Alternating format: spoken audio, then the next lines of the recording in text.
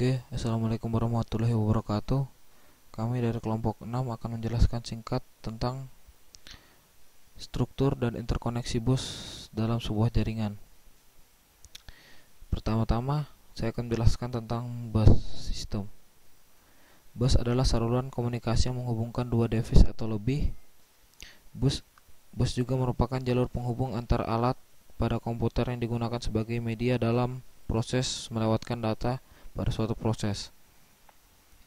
Jadi bus ini berfungsi untuk mengirimkan data dari misalnya CPU ke alat-alat pendukung lain seperti memori, input output.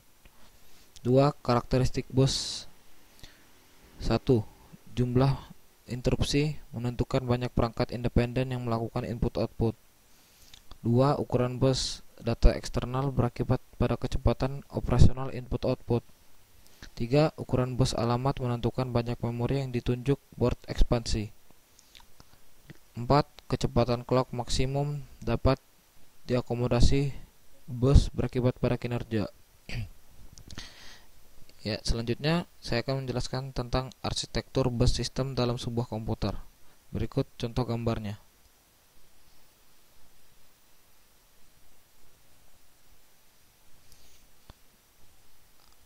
Pada setiap CPU selalu terdapat 3 sistem bus dasar, yaitu 1. Data bus, 2. Address bus, 3. Control bus. Data bus adalah sarana pengangkut data antara CPU dan komponen pendukungnya. Komponen pendukungnya maksudnya memori dan input output. 2. Jumlah data bus atau lebar bus menyatakan lebar jarak data pada CPU atau jumlah data bit. Instruksi yang mampu diambil per satuan waktu. Lebar bus data juga menentukan performansi sistem. Data bus biasanya digunakan sebagai taksonomi dan dari CPU yang bersangkutan. Selanjutnya saya akan menjelaskan tentang address bus. Sebagai address bus, kegunaannya adalah sebagai sarana pembawa alamat dari mikroprosesor ke komponen pendukungnya. Yang kedua, setiap komponen pendukung di dalam sistem komputer harus mempunyai alamat yang unique. Yang ketiga, jumlah dari address bus menyatakan jumlah komponen pendukung yang mampu dialamati oleh mikroprosesor yang bersangkutan. Yang selanjutnya adalah control bus. Control bus adalah bagian saluran ini digunakan untuk mengontrol bus data, bus alamat, dan seluruh modul yang ada. Sinyal-sinyal kontrol terdiri atas 1. Sinyal pewaktuan atau menandakan validitas data. Yang kedua, sinyal-sinyal perintah atau untuk membentuk suatu operasi. Jenis-jenis control bus yang digunakan pada sistem komputer yaitu: yang ke-1 memory write, kedua memory read, yang ketiga I/O write, yang keempat I/O read, yang kelima transfer act, yang keenam bus request, yang ketujuh bus grant, yang kedelapan interrupt request, yang kesembilan interrupt ACK, yang ke-10 reset, yang ke-11 clock. Elemen-elemen rancangan bus.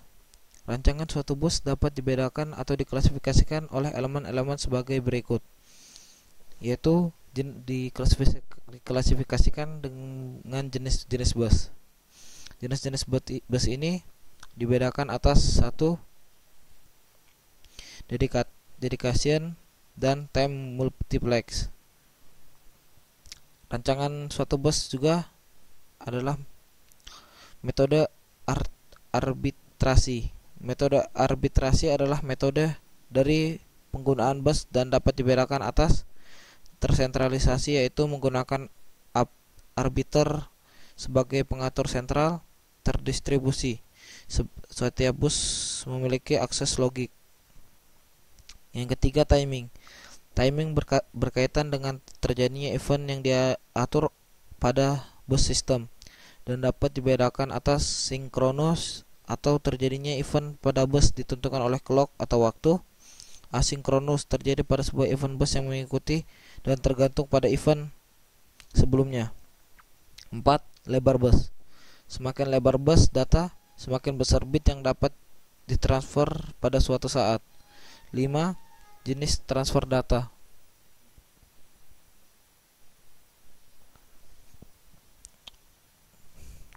Transfer data yang menggunakan bus diantaranya operasi read, operasi write, operasi read modify write, operasi read after write, dan operasi block.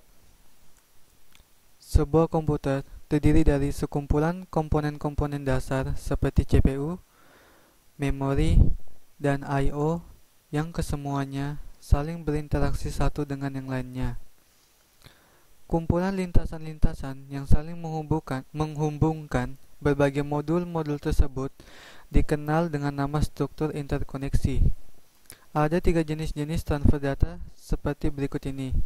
Yang pertama CPU memori, yang kedua CPU I/O, yang ketiga I/O memory atau DMA operation.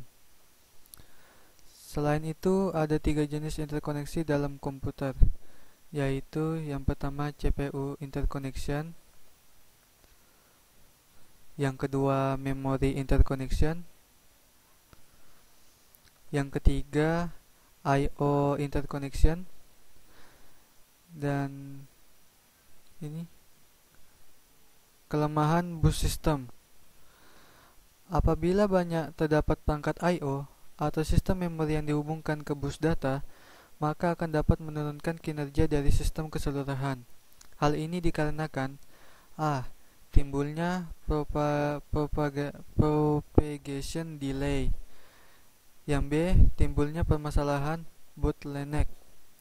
Untuk mengatasi permasalahan tersebut, maka dibuatlah beberapa arsitektur bus dasar dengan tujuan untuk meningkatkan efisiensi sistem. Ada 2 jenis teknologi bus system. Yang pertama traditional bus, yang kedua high speed bus. Saya akan menjelaskan tentang traditional bus terlebih dahulu. Sifat-sifat traditional bus yaitu: yang pertama, peripheral high speed.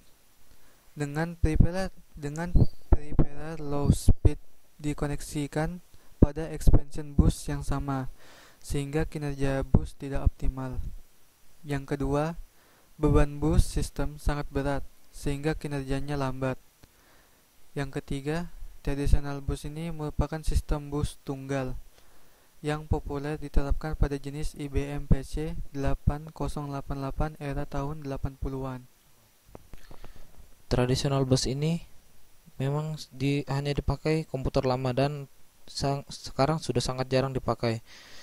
Pada zaman yang lumrah ini, yang dipakai sekarang adalah high speed bus. Sifat-sifatnya, high speed bus ini merupakan bus yang berkecepatan tinggi untuk koneksi peripheral berkecepatan tinggi. Terus expansion bus yaitu bus berkecepatan rendah untuk koneksi peripheral berkecepatan rendah yang digunakan seperti modem, serial, fax. Di high speed bus ini biasanya yang digunakan untuk video, LAN, grafik, dan SCSI. Beban sistem bus menjadi semakin lebih ringan sehingga kerjanya lebih cepat, karena sistem bus itu dibedakan menjadi 2. 4. High speed bus merupakan jenis bus ganda atau multibus, yaitu menggunakan local bus dan sistem bus. Contohnya adalah PCI bus. Sekian penjelasan dari kami, kurang lebihnya mohon maaf. Terima kasih.